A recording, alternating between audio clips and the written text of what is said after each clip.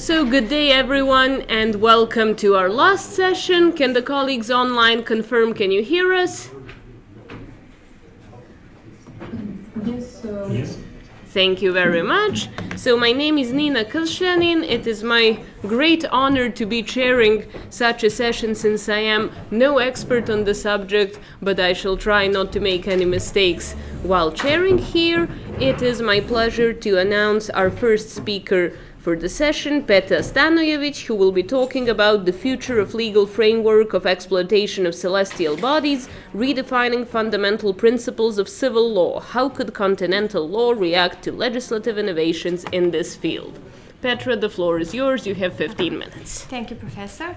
First of all, good afternoon, everyone. It is my great pleasure to be here with you today, and I want to thank the committee for allowing me the opportunity to present my work for the first time on an international conference. Also, I'm very grateful to have been able to hear a lot of great presentations before mine and great ideas. The title of my presentation is The Future of Legal Framework of Exploitation of Celestial Bodies from the Aspect of Civil Law. We've witnessed in the recent years that there has been a rise of a number of countries who have made some legislations which allow for property rights to be obtained on obtained resources of celestial bodies. This is very interesting, and undoubtedly the main reason behind these legislations are economic incentives of the states, meaning that it's much less risky for the states to allow companies, which are the main benefiter of these legislations and laws, to invest into these projects and that no money from the budget would be wasted if this project would be seen as unsuccessful. But the main question and the main point of my presentation isn't going to be if these legislations are justified. I think we've tackled that pretty well in the recent presentations, but I'm going to be talking about this problem from an aspect of civil law and how could this possibly fundamentally change the basic principles of civil law and how could we react to these changes.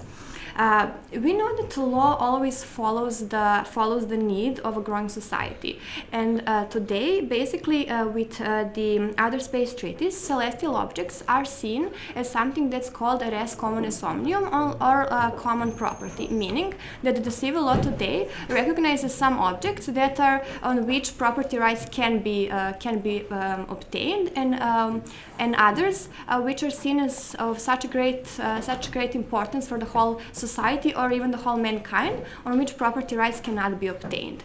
And by this, I'm going to go through a few categories of parts of an object and the regimes that they are under today, and try to make conclusions about if under which categories these obtained resources from celestial bodies can be put, and are these regimes adequate in a way that they are handled today. So firstly, we're going to talk about essential parts of an objects, and those are parts of an object that cannot be separated from an object without damaging or destroying its substance, meaning that there is not a clear answer if these obtained resources could be seen as essential parts or not. On one hand, there is obviously obtaining these resources could be seen as damage because these parts can never be fully integrated into the object or the body like it was before. But on the other hand, this does not necessarily lower the value of the object, of the celestial body. So there's not a clear answer, but this category is still very interesting and will be tackled later, more tackled later in the presentation.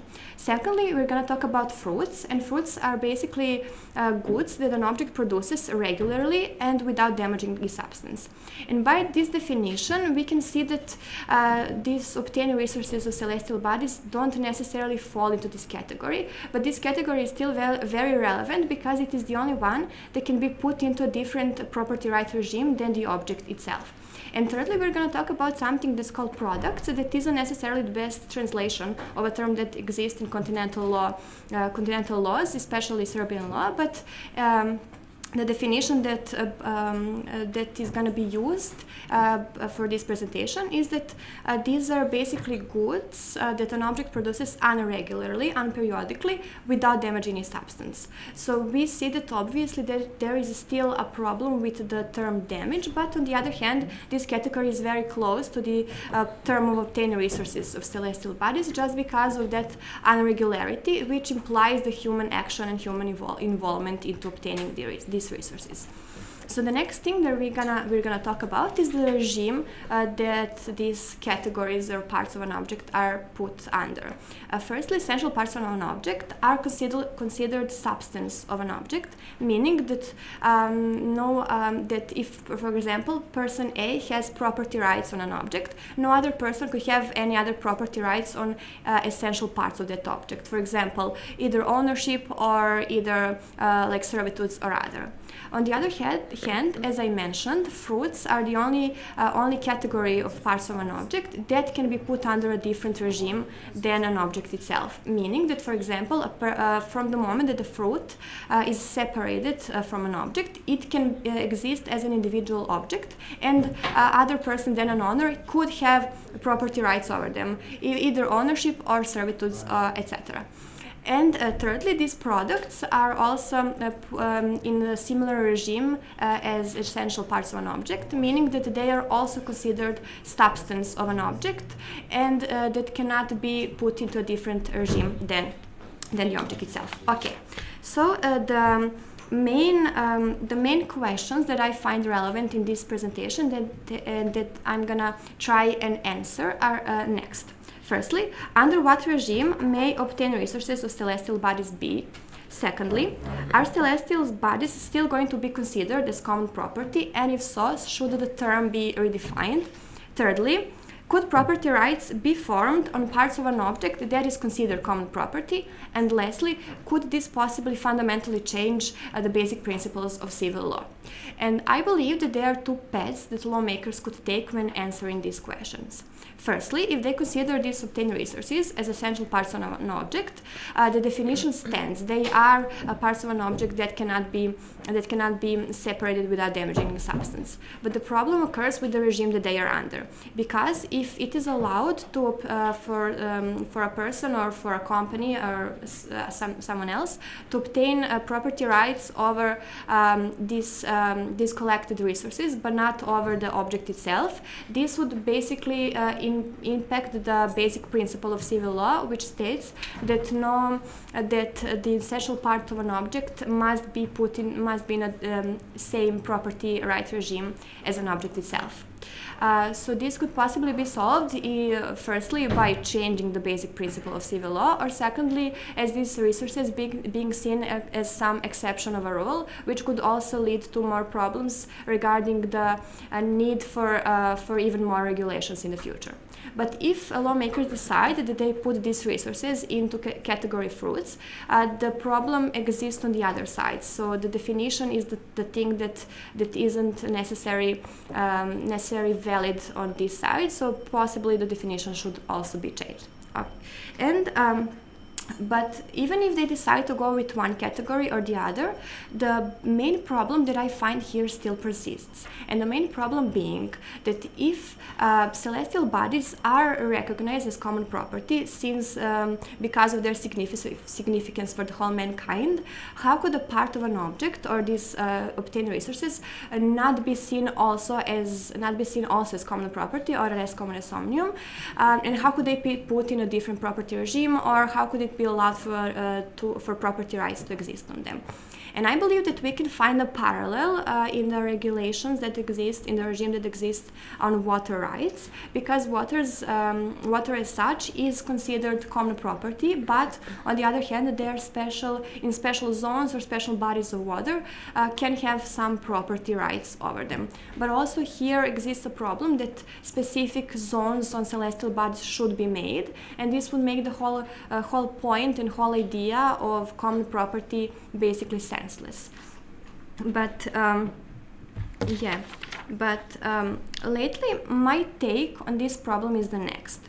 if the states really do decide to allow for property rights to be obtained on these parts of these obtained resources of celestial bodies, they should be very careful when making these decisions. Because if we see that the main point of making celestial bodies as common property is for them to benefit the whole mankind and to be used in the interest of the whole mankind, and on the other hand, if the main point of these new regulations are research purposes, they need to be very careful when making decisions that could impact one or the other interest. So the decisions that have to be made, that will be made, have to be the ones that would honor the both sides of the story.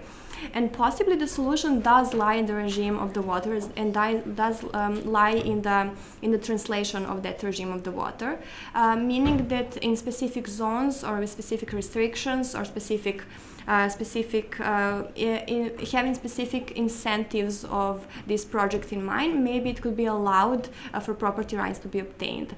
I believe that if we find the research purposes as main goal of these legislations, I believe that they can be fulfilled not by allowing for ownership to exist on these parts of an object, but for usus and or fructus to exist. Usus being the right to use the object, and fructus being the right to use the fruits of an object.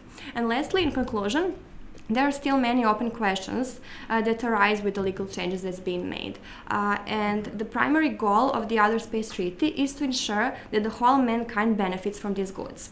Lawmakers should be very careful when making these decisions, since categorizing these obtained resources as essential parts, fruits, or something else leads to more problems regarding the main point of excavation, interest of every person, and could possibly affect the main principles of civil law that we know today.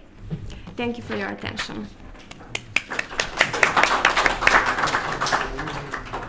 Thank you very much, Petra. As in the previous sessions, we will have a discussion at the end of the session, so if you have any questions for Petra, please don't forget them and ask them at the end. We are now moving on to speakers who will be presenting online, and the first of them is Maksim Alekseev from the Ministry of Foreign Affairs of the Russian Federation, who will speak of the UN Outer Space Committee, different positions of states regarding the new US outer space legislation. Maksim, do you have a presentation? Thank you very much, and good afternoon, and thank you, Nina, for chairing our session, and thank you very much, Petra, for your excellent presentation opening our session. First of all, I would like to expressly state that I'm now making a presentation only in my personal capacity, and what I'm going to say is in no way to be interpreted as an official position of the Minister of Foreign Affairs. Now I would like to say a few words about the title of my presentation.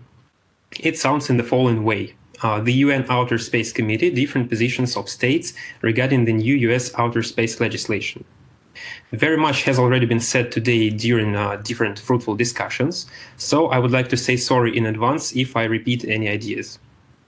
Of course, the United States are not alone in adopting different national legislative acts in this sphere, but I guess that it is our common understanding that it is this US Space Resource Exploration and Utilization Act of 2015 that really triggered discussions about the future of natural resources of celestial bodies regime, and in a way led to this topic receiving special attention in the UN COPOS. Next slide, please.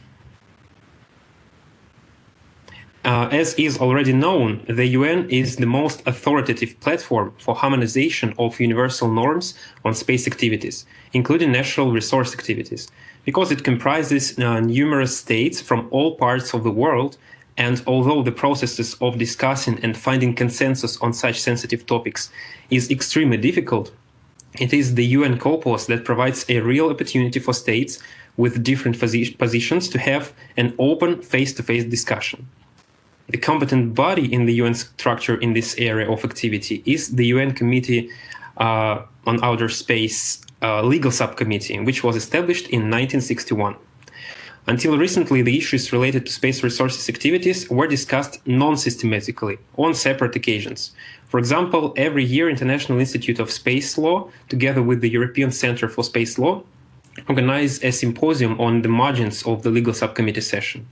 And for example, in 2017, the topic of that symposium was legal models for exploration, exploitation, and utilization of space resources 50 years after the adoption of the Outer Space Treaty.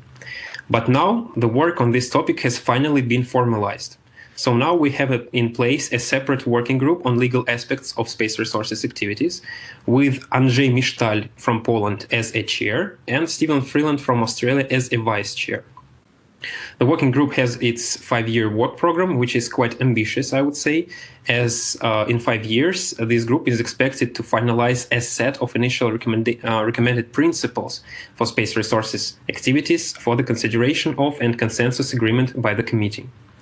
It is worth noting that just in a week, on the 18th of October 2023, there will be an intersessional meeting of the working group. It will be interesting to follow the work of that working group, and hopefully the states will find some points of convergence there. Legal regime of natural resources of celestial bodies was one of the main topics on the agenda of the 61st session of the Legal Subcommittee of the INCOPOS that was held from the 20th to the 31st of March this year. Deliberations on this topic were held under the agenda item 10. Please, next slide. And it is remarkable that this agenda item was among those that received the most of attention of different states and other actors. So on the slide, you can see what delegations have delivered their statements, and some of them made even more than one statement. For the sake of keeping within the time limit, I'm not going to give detailed analysis of all the mentioned statements. Instead of it, I will make an attempt to outline different positions and that have manifested themselves during this year's legal subcommittee session, and provide just the most interesting points of each position. So next slide, please. First and foremost, it would be interesting to have a look at the statement of the country, which was the catalyst of this whole process, the US. I would like to echo what Professor Kršljanin said in the morning session about the term space resources, which is now widely used not only in the American legislation and not only by the American delegation, but also in the UN COPOS itself. And I myself already used it in this presentation. But I'm sure that it's more correct to say natural resources of celestial bodies. In the speech of the UN representative, it was stated that the use of space resources is critical to the long-term sustainability of space activities. It was also noted that it is not the first time that space resources are being sold. It was announced that lunar samples collected by the Soviet Union have been sold on the private market. In this context, the US believes that commercial use of space resources does not contradict UN treaties on space activities, including the Outer Space Treaty, which, in their opinion, shapes the manner in which space resource utilization activities may be carried out without prohibiting them in general. A very interesting position. At the same time, the US representative claimed that the Outer Space Treaty does not provide a comprehensive international regime for space resource utilization activities. And at this stage, the United States sees neither a need nor a practical basis to create such a regime. However, the US sees an urgent need to ensure that all nations engaged in space resources activities share a common set of fundamental beliefs in the rule of law, in transparency, and in peaceful purposes. So it's pretty much in the line of their conception of rules-based legal order, I would guess. According to the US representative, the Artemis Accords, by outlining such principles, formed the starting point for future work on space resources. The representative of the United States also cited the Artemis Accords provision to use lessons learned to further develop the rules applicable to space resources activities. So, in a way, they are trying to go away from the Outer Space Treaty and to promote, to make a commercial of their own Artemis Accords, which are, of course, absolutely in their interests. Next slide, please. So an example of unequivocal and full support, and now I'm going to say that I'm not going to go into detail of each positions of the states that are parties to the Artemis Accords. You can see them on the slide. So their positions are not absolutely the same. There are, of course, different aspects, different details to them. And some states that have their own space program, of course, have their own specific interests, but all in all, their position can be put into one camp, so to say. So, and as an example of such support for the US space legal policy, including that which is reflected in the Artemis Accords, is the statement made by the representative of Italy. So please, next slide. The Italian representative essentially reiterated the US position. It was also stated that there is a need for the collection and systematization of all documents and instruments, both legally and non-legally binding, relating to the topic, which could be used for the identification of the main elements of an international legal framework for space resources activities. As an Artemis Accords signatory, Italy called them non-legally binding guidance for outer space and celestial bodies exploration and sustainable use, which are based, in their opinion, on existing international space law.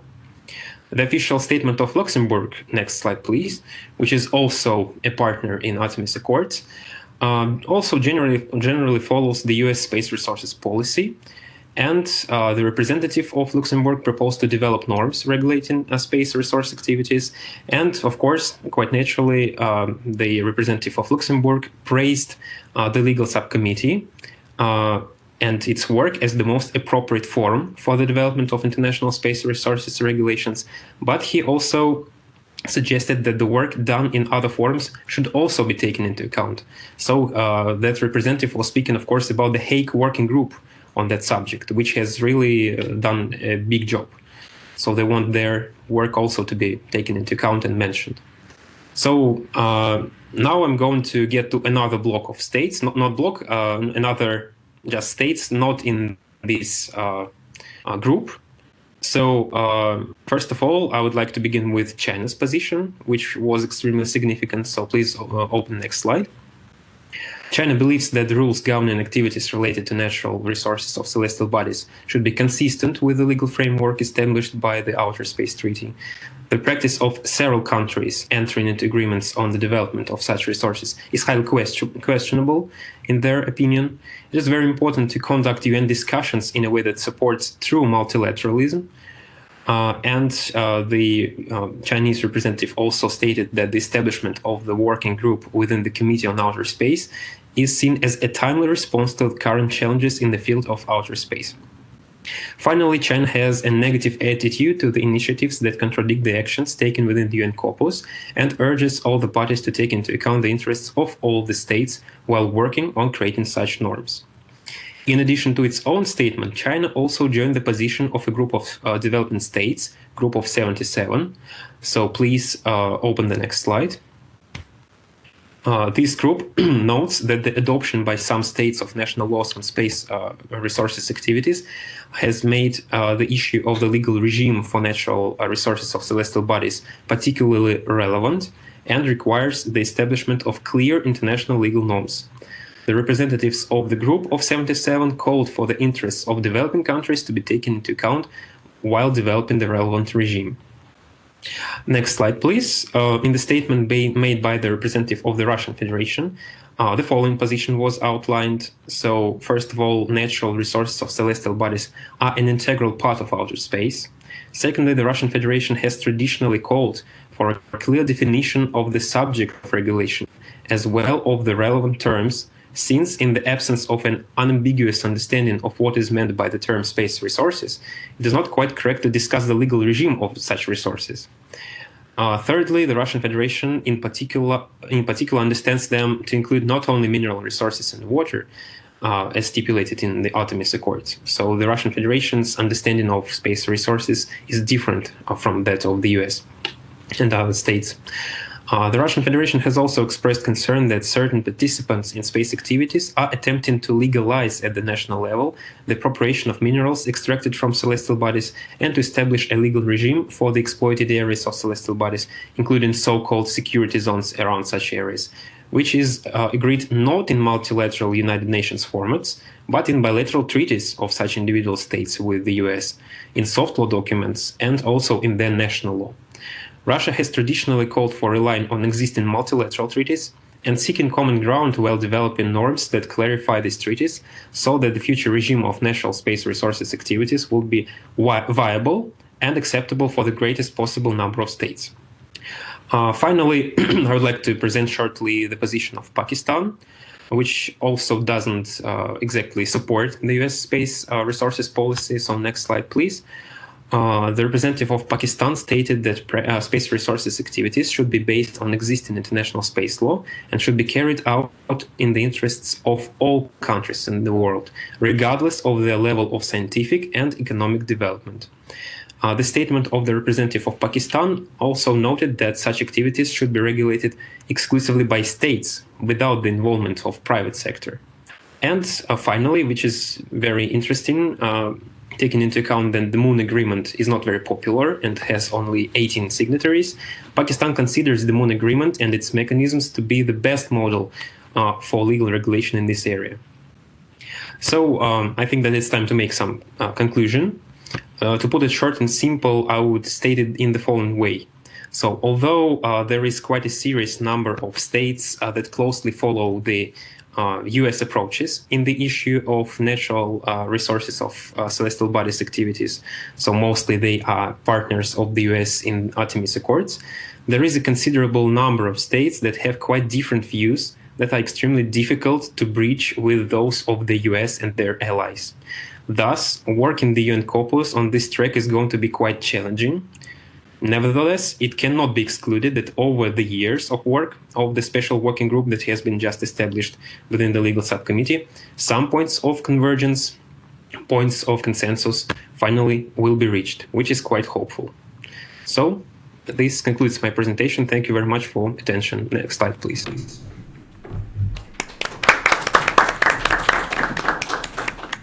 Thank you very much, Maksim.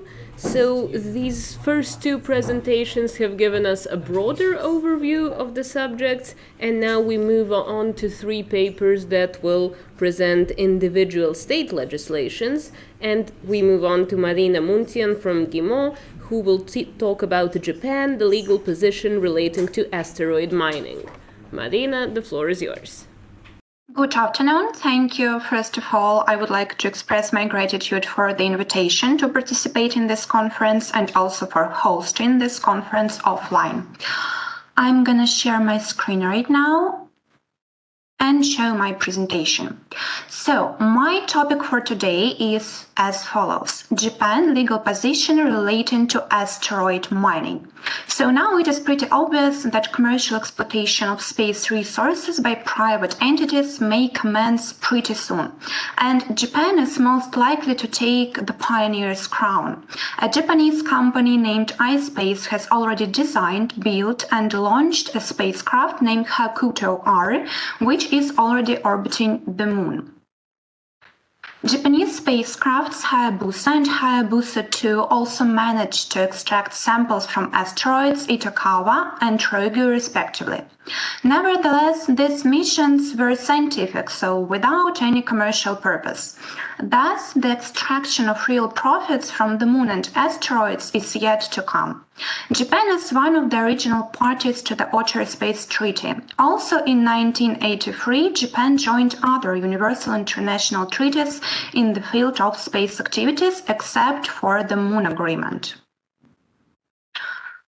Japan's space legislation is characterized by the existence of several acts at once, among them JAXA Establishment Act of 2002, the Basic Space Law of 2008, two laws from 2016, its Space Activities Act, in short, and Remote Sensing Act, as well as the recently adopted Act on the Promotion of Business Activities related to the exploration and development of space resources of 2021.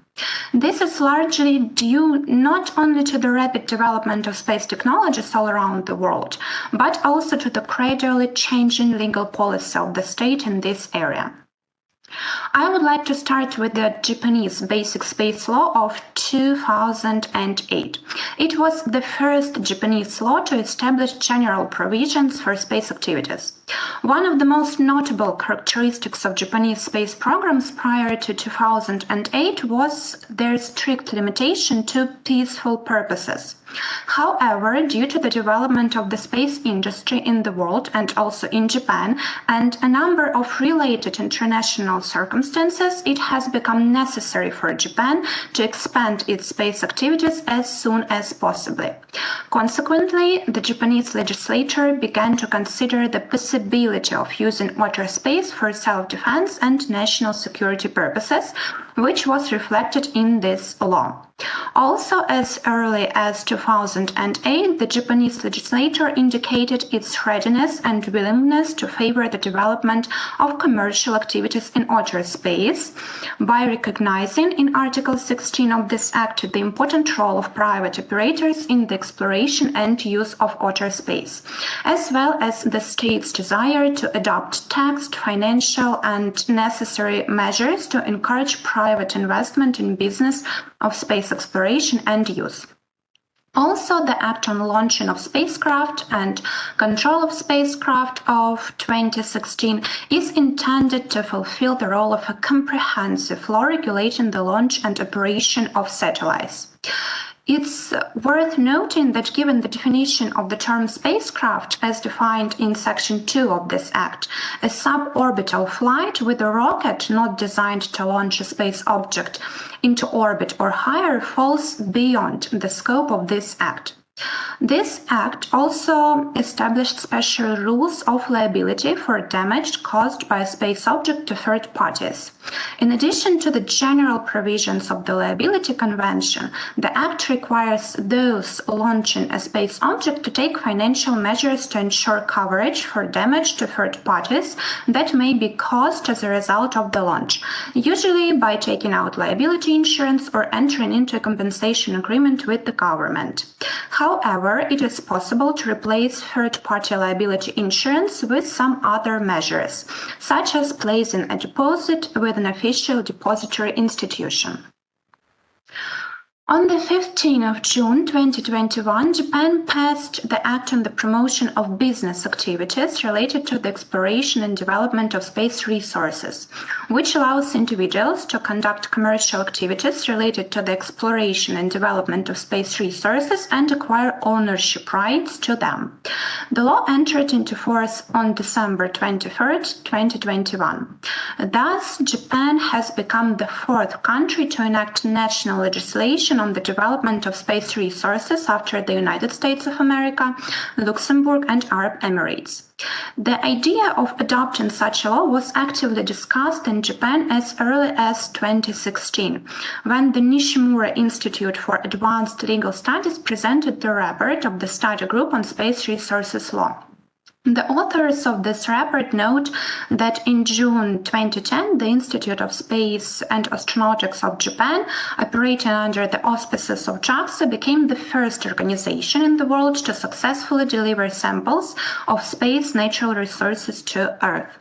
Like many foreign authors and scholars, the drafters of this report relied on the 1927 Lotus decision to justify the conformity of the unplanned law to the international law. In this case, the Permanent Court of International Justice concluded that the absence of a rule prohibiting an action suffices to render that action is permissible. Accordingly, the authors of this report conclude that states have the right to authorize by law the appropriation of space resources to their private parties, as there are no currently provisions in international space law explicitly prohibiting such actions. Under Japanese space resources law, if a private individual intends to use a spacecraft for exploration and development of the natural resources of celestial bodies or asteroids, when applying for authorization, they are also required to submit to the competent authorities a plan for the intended commercial activity, which must include the purpose, timing, location, methods, and content of the exploration mission. In order to involve private individuals in the process of discussing national space development projects, this act allows persons engaged in the exploration and exploitation of space resources to acquire ownership of the resources they have extracted in accordance with the commercial activity plan they have presented before. Also, this act defines space resources as water, minerals, and other natural resources existing in outer space, including the moon and other celestial bodies. However, it does not provide any definition of natural resources themselves. Given that the term is broadly defined to include flora and fauna, Japanese law appears to potentially allow for greater exploitation and ownership of space resources than the United States law. The Act also does not provide for the establishment of specific means of transferring ownership, establishing leasing relationships, or entering into other transactions involving extracted resources. So, until the Japanese government adopts another law or regulation governing such transactions, the rules of the Japanese Civil Code will apply. On the 13th of January 2023, the United States of America and Japan signed the Framework Agreement on Cooperation in the Exploration and Peaceful Uses of Outer Space, including the Moon and other celestial bodies. This framework agreement is actually a continuation of the vector of bilateral cooperation based on the Artemis agreements. In addition to the provisions typical of this type of cooperation agreements, for example, exemption from taxes and fees and freedom of movement of scientific personnel, the framework agreement contains obligations for the party concerning cross-waiver liability. By means of cross-waiver liability, one of the parties to the framework agreement waives all claims against the other party for damage caused by it as a result of joint activities in the exploration and use of outer space. It is also noteworthy that the framework agreement actually duplicates the text of Article 16 of the International Space Station Agreement, but expands the list of cases in which this cross-waiver liability rule does not apply. In addition to the grounds specified in the International Space Station Agreement, the framework agreement between the United States and Japan does not provide for mutual waiver in cases where the claims of one party arise from the failure of the other party to fulfill its direct obligations under the agreement. The framework agreement also contains the obligation of the parties to act in accordance with the guidelines contained in the Planetary Protection Policy and also space debris mitigation guidelines of the Committee on the Peaceful Uses of the Outer Space. In the event that questions arise concerning the implementation of joint activities under this agreement, the parties can go to consultation. On the basis of foregoing, I would like to draw a number of conclusions. First of all, Japan's legislation is characterized by 5 acts on space activities, which is actually pretty much a lot. Secondly, Japanese law provides for mandatory financial coverage of risks associated with the participation of private individuals in space activities. This requirement is particularly relevant in view of the dangers associated with the use of satellite constellations and also asteroid mining. And lastly, Japan has been actively involved in exploring the possibility of extracting natural resources from asteroids and celestial bodies in general, and has laid a solid legal foundation for doing so. That's all for today. Thank you for your attention.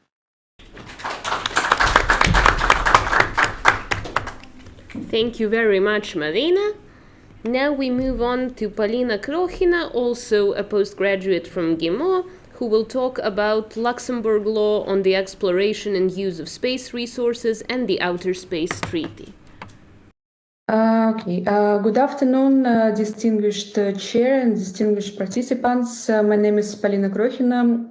I'm going to make a presentation on the topic Luxembourg law on the exploration and use of space resources and the Outer Space Treaty. The passage of the US Commercial Space Launch Competitiveness Act of 2015, which encourages the commercial development and commercial extraction of space resources by US citizens, created a major incident in space law.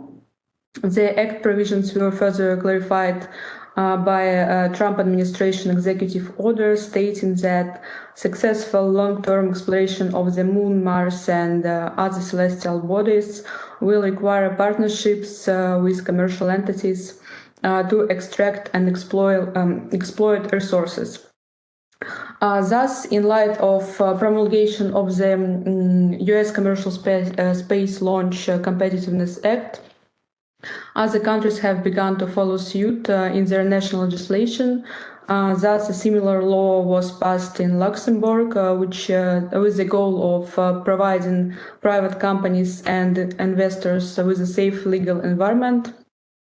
And subsequently, the Space Activities Law of 2020 was adopted in Luxembourg.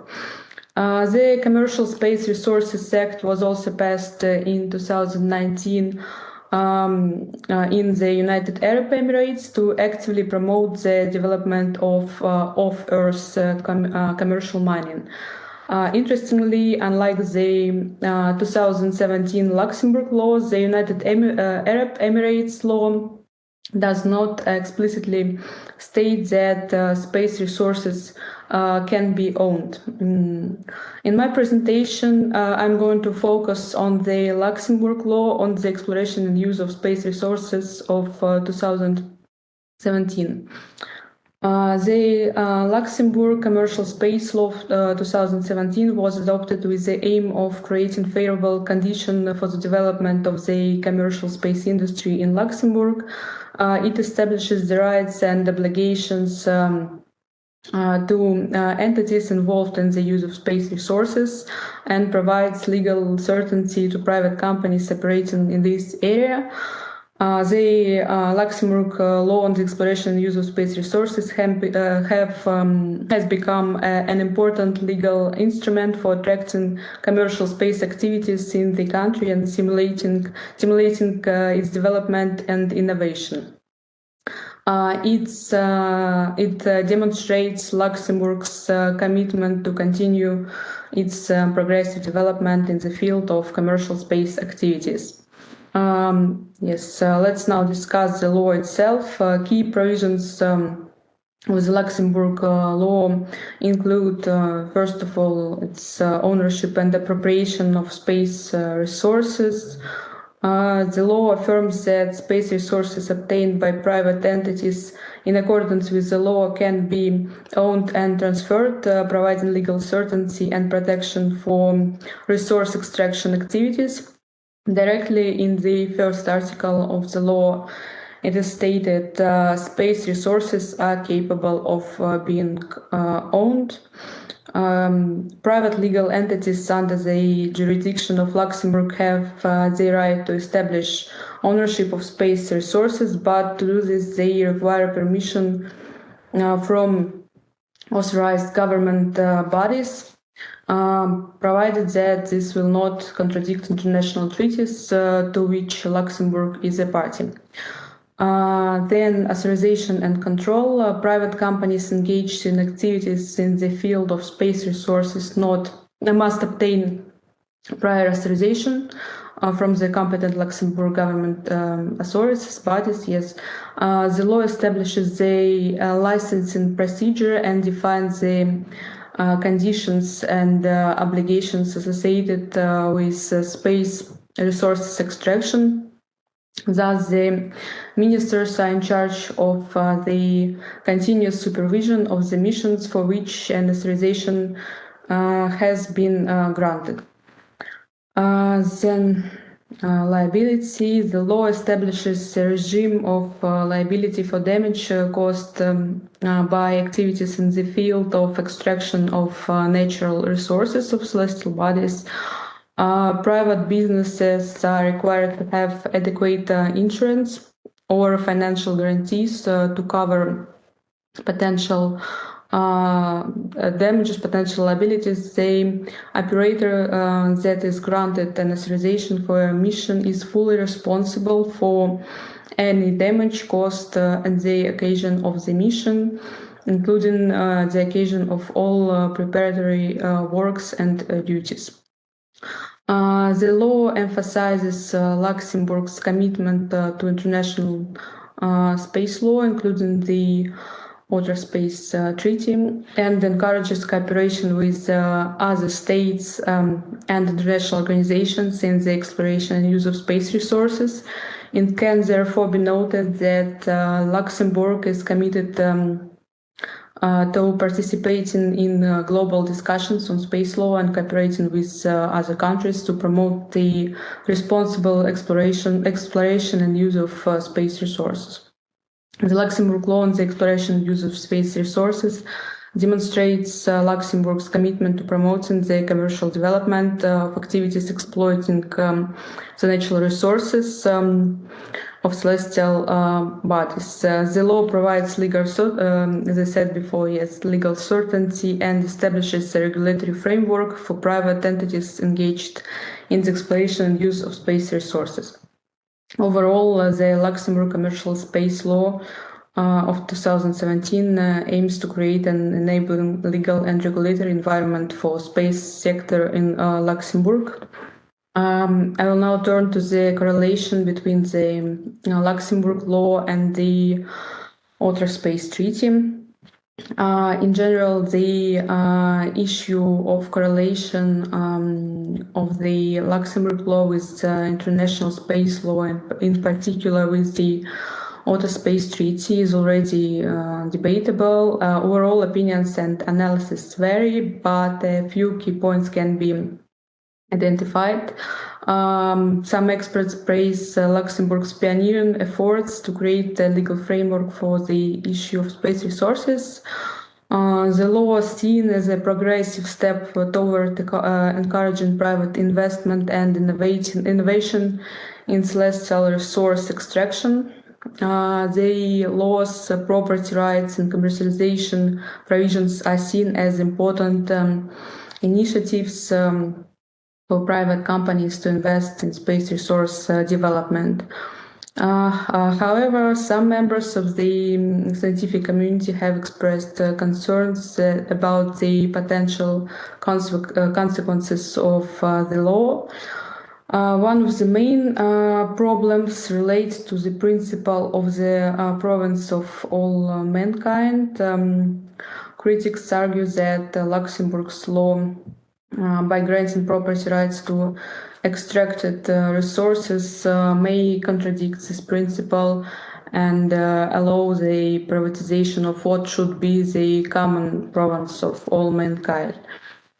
Also, here we're talking about the fact that the Luxembourg law could potentially violate Article 2 of the treaty.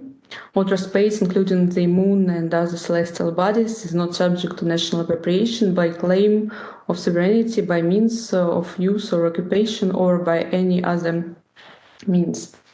To address these issues and clarify the legal framework, Luxembourg is actively involved in discussions and cooperation with other countries, international organizations, including the legal subcommittee of the UN Committee on the Peaceful Uses of Outer Space. Luxembourg also emphasizes the need for an internationally coordinated and harmonized approach to the use of natural resources of celestial bodies. To summarize, national legislation is necessary to regulate the activities of private entities, while mining beyond the Earth is a national activity in outer space for which states have international responsibility under the existing system of international space law, to be more precise, under the Outer Space Treaty. The Luxembourg law of 2017, on the one hand, can be seen as a positive step towards supporting commercial space activities. On the other hand, as a possible contradiction to the principles fixed in the Outer Space Treaty. continued discussions both at the level of the scientific community and through international cooperation at the state level will be critical to resolving the issue. To minimize controversial challenges in the issue of legal regulation of the use of natural resources of celestial bodies for commercial purposes, it's necessary to establish a clear international regime that would protect the interests of all parties and would be consistent with the principle of res communis and international law. In general, with the careful thought and close cooperation inherent in such an important activity as the use of natural resources of celestial bodies, these complexities can be resolved as such an international regime is discussed and developed. Thank you for your attention. Thank you very much, Polina. And now I'm giving the word to our final presenter for today, Georgy Suvorov, from the Law Office Sokolov, Maslov and Partners, who will talk about Russian legislation applicable to activities on celestial bodies. Provided he is here. Is anyone in contact with Georgy?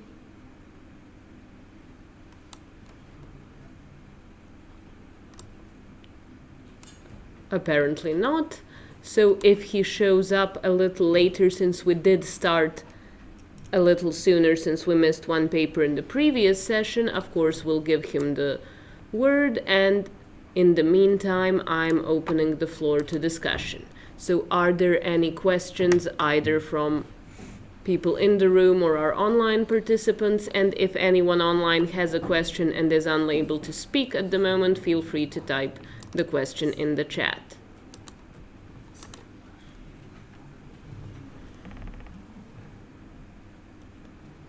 So while people are, Professor Kršljanin, go ahead. Thank you very much. First of all, let me express my gratitude to all speakers today. And my first question is to Petra. I'm really interested in whether the celestial bodies might be an object of civil law. First, we are supposed to understand civil law, what country? Second question is, for instance, when we say about the object of international law, say a territory is an object of international law. The international treaty between the United States of America and Russian Empire ceding Alaska. Alaska is a territory. According to the understanding of these two states, it's not an object of civil law.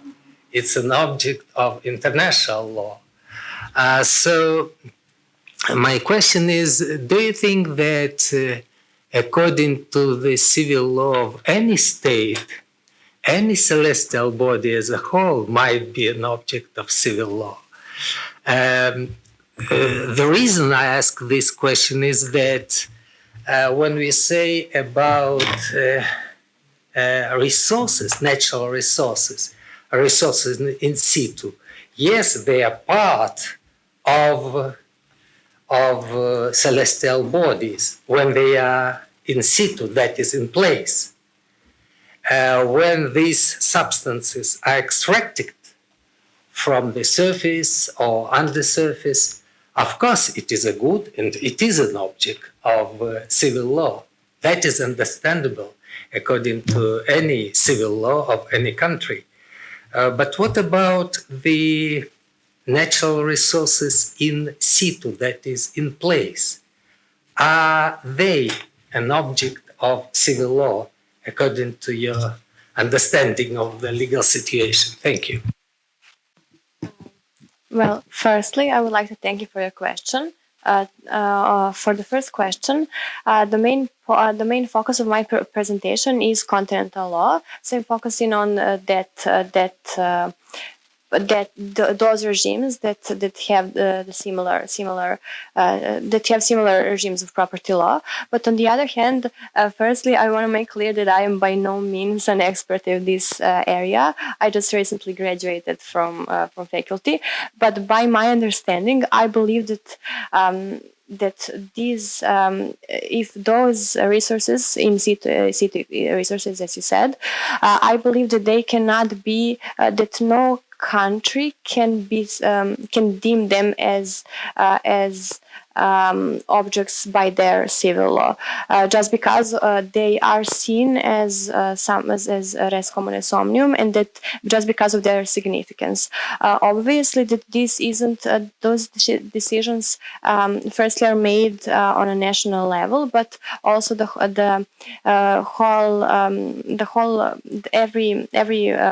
basically every country in the world has interest over them. So I don't necessarily see how it would be justified for one country to proclaim some object, some celestial body, as a part of their national sovereignty. And also, I believe that this is basically that this contrasts the basic principles of the Outer Space Treaty. So, by my understanding, obviously, I would love to hear your opinion on it, but by my understanding, I don't think necessarily that would be justified. Thank you. Thank you. Are there any more questions? We have a raised hand online. Vladimir, go ahead.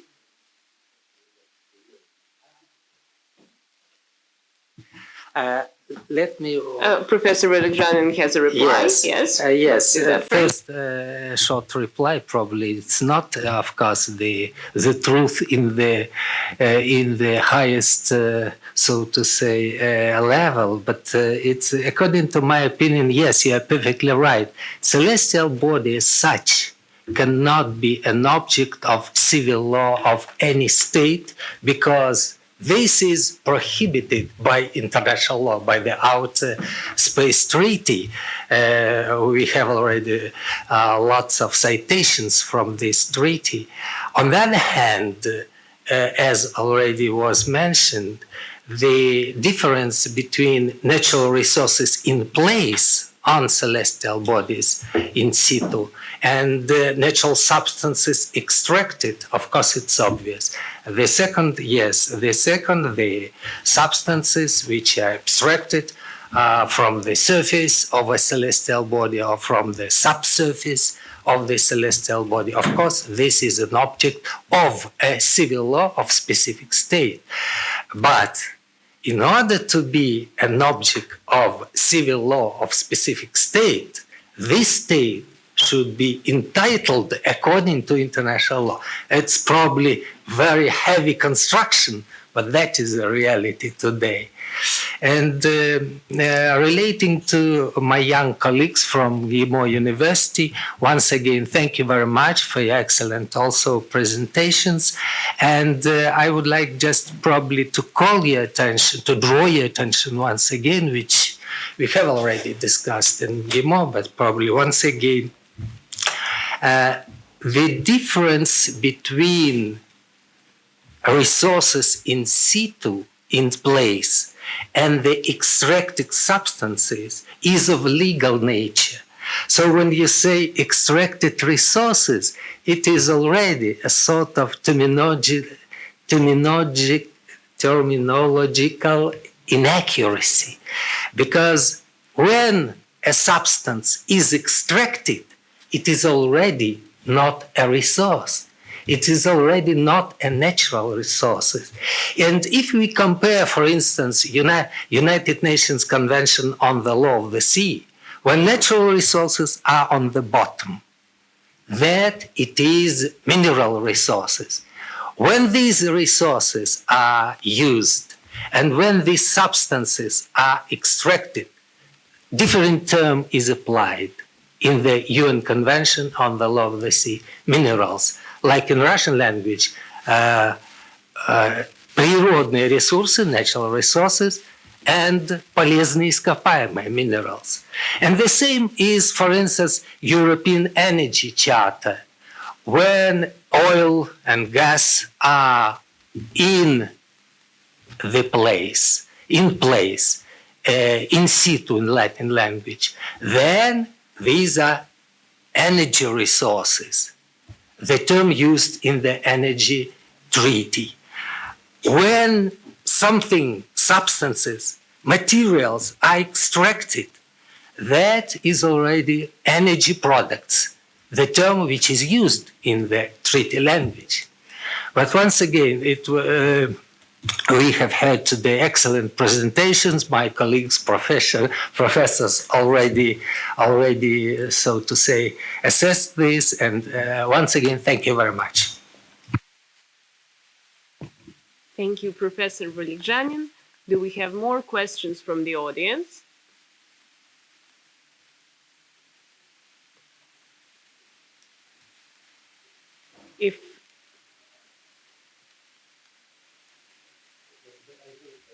Okay, Professor Rakic.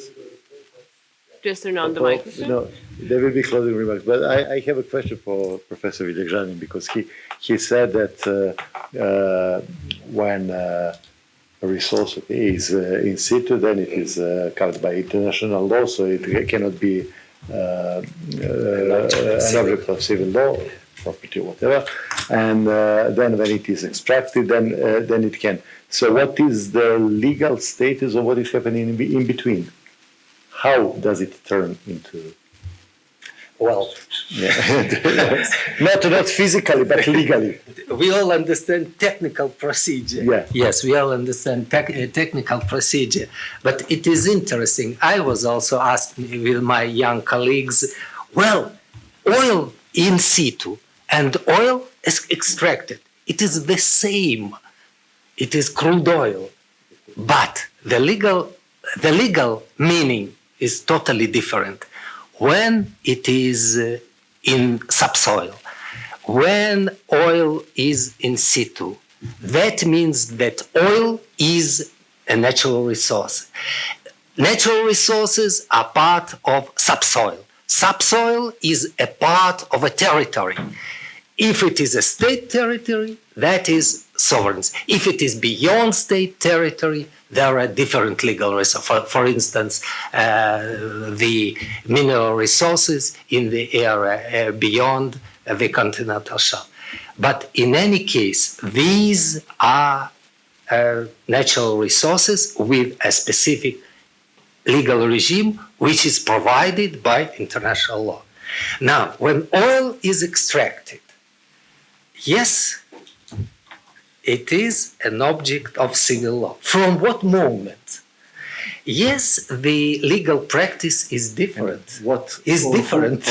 Or who allows me to extract it and to make it an object of civil law?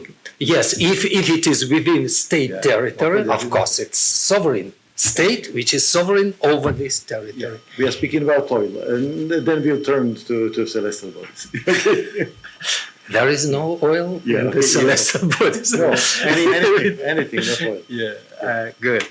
So I think that according to national legislation, really the practice is different. For instance, in our country, as far as I'm informed, it's from the moment when a physical or legal person got license from the state. From this moment, he is already a sort of owner of this particular, so to say, substances. Of concession, in fact. Yeah, in fact. Yeah. Okay, and so for the celestial bodies. Let's turn to the celestial bodies. How? Well, as for today... Because they do not belong to a state. Yes, as for today, we understand during our conference that the legal regime of natural resources is depicted in international law very, very broadly, imprecisely.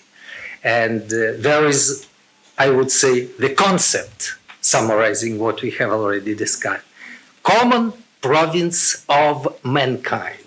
That is what is written in the Outer Space Treaty of 1967. But what does it exactly mean? As we have heard lots of presentations today, it's disputable. Because I wanted to, it's common, it belongs to the bank. I want it to be mine, and to turn it into civil law regime. Go without the space and catch it. Yeah. You have free access to Is it just as simple as that? Free Free access access, yeah. for all. Okay, is it so? Yeah, so all that. Okay. Use, as is written in the Outer Space Treaty. Yeah. So there are no limitations to that is exactly in that process except physical and technical limitation, because at this point nobody is able to extract too much. but it is you can. In accordance with international law. That is what is written in the Outer Space Treaty. And that means you have to keep the environment, etc., etc. Okay, that was the question, because I expected that answer, but I wanted to hear it.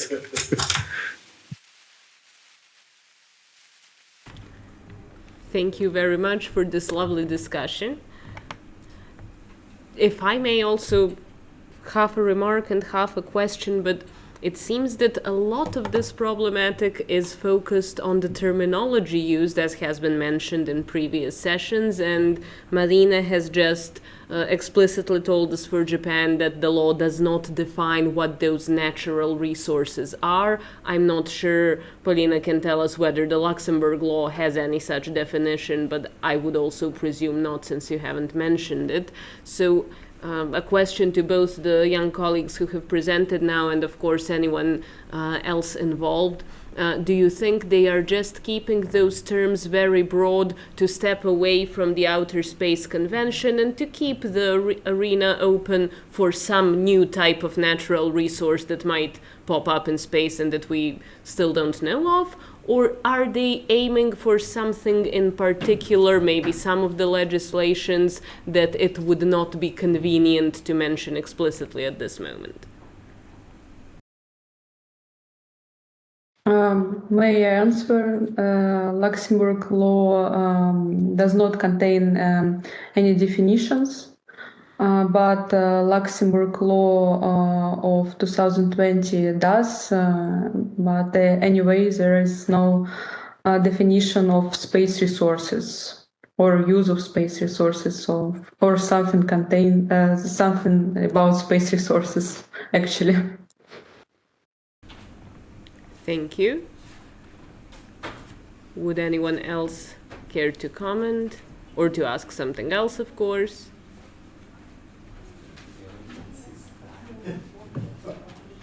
May I please? Of course, Mariam. Thank you very much, Nina. As our colleagues have already discussed the specific issues of national laws that followed the United States law that was enacted in 2015, which one gives the definition of space resources and asteroid resources. Later on, this approach was also used in the Artemis Accord, and all Luxembourg, Japan, United Arab Emirates, which have national laws on this issue, are state parties to the Artemis Accords. And as we have already mentioned, the Artemis Accords has some provisions, principles that are generally aimed at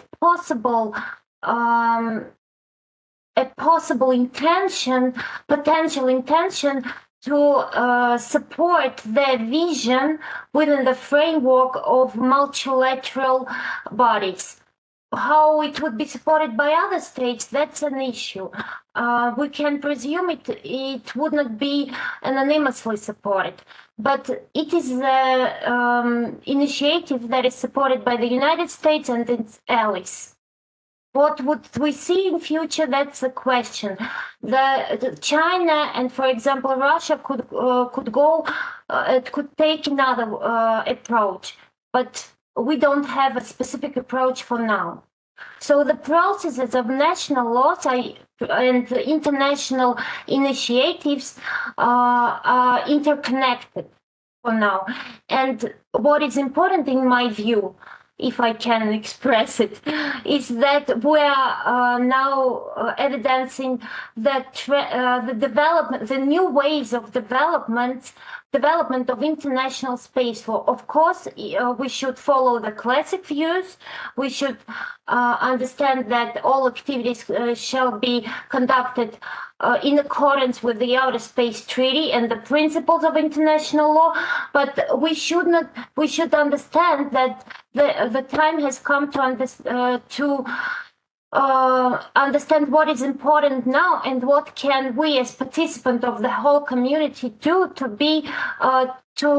become part of the new legal framework. I hope international multilateral framework. Not only to be dependent on some specific bilateral initiatives. Probably we should give our own approach. Thank you very much for these useful clarifications. If we have no one else with a desire to join the discussion, I would like to invite Professors Branko Rakic and Alexander Velekjanin. Perhaps you join us here to give some closing remarks, or you'll stay there as you prefer. And just before you do, or while you're coming, I'm going to give two very technical announcements to our participants. So the first is that we invite you all, and that includes the 3 people who were in the program but were prevented from presenting today, to send your papers for publication in our journal, the Annals of the Faculty of Law in Belgrade. If you happen to have your paper ready, send it right away and we can send it for the issue in December. If not, please send us your papers by the end of January so they could be in the first issue of 2024. And a more immediate question, but less related to our conference, is that Professor Velekjanin will also be holding a lecture tomorrow at our club Forum Romanum, a more historical lecture related to the history of the law of the sea in Amphitheater 6, but there will also be an online transmission, so anyone who's interested is invited, and you can find the link for online access on our faculty's website.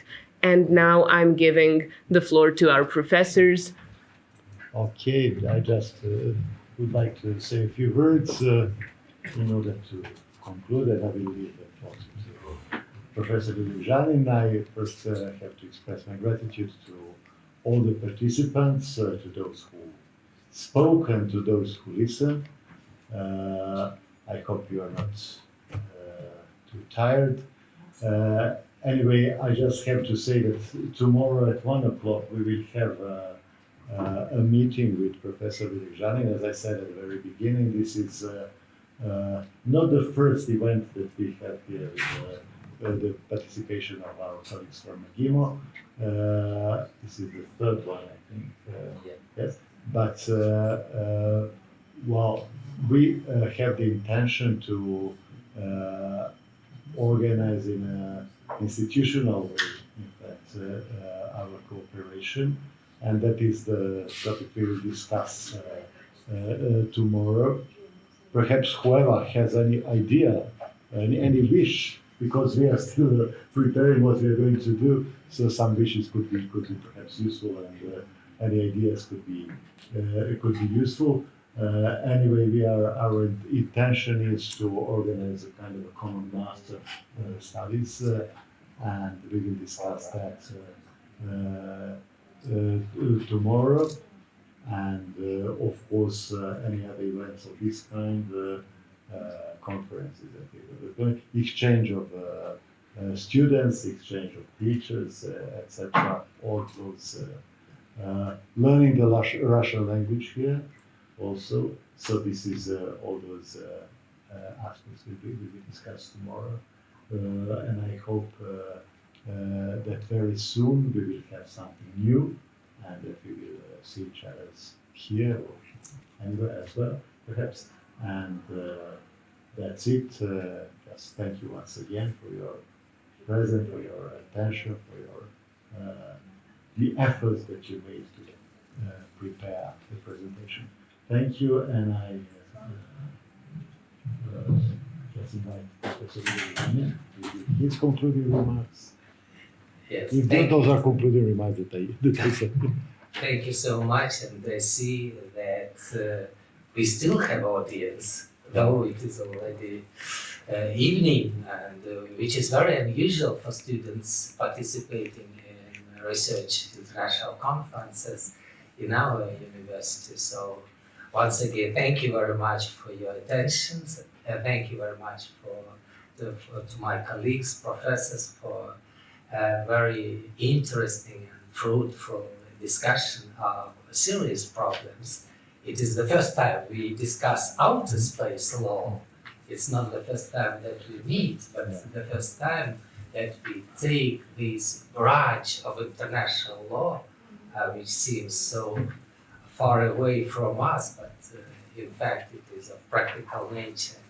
I would say that, as you could see, people from European countries, from United States of America, from Kazakhstan, from Russia, from Serbia, from other countries participated in our conference, most of them by distant, of course, format, which is also understandable. But I think that we are in a position to congratulate the organizing committee of the Faculty of Law of Belgrade University. And once again, thank you very much for excellent organization, and thank you my young colleagues who also participated in these organizational meetings. Especially I want to thank my colleague Mariam Yusbashan, who is a leading specialist in the outer space law in the Department of International Law, which I am head of this department. I might say that the success of this conference is really obvious because we exchange with such a wide range of theoretical and practical issues of international law, not only international space law. And I think that that is really an impetus for us to discuss what might be interesting for further cooperation between our two universities regarding the master's degrees program. Once again, thank you very much for the hospitality of Belgrade University. Also, thank you very much for the attention to our cooperation. And of course, I wish that further friendship will be developing. Bye. Thank you.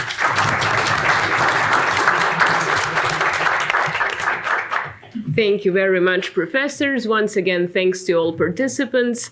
And since it's the very end, just allow me to tell our Russian colleagues спасибо большое, спасибо за организацию, спасибо за прекрасную инициативу организовать такую конференцию.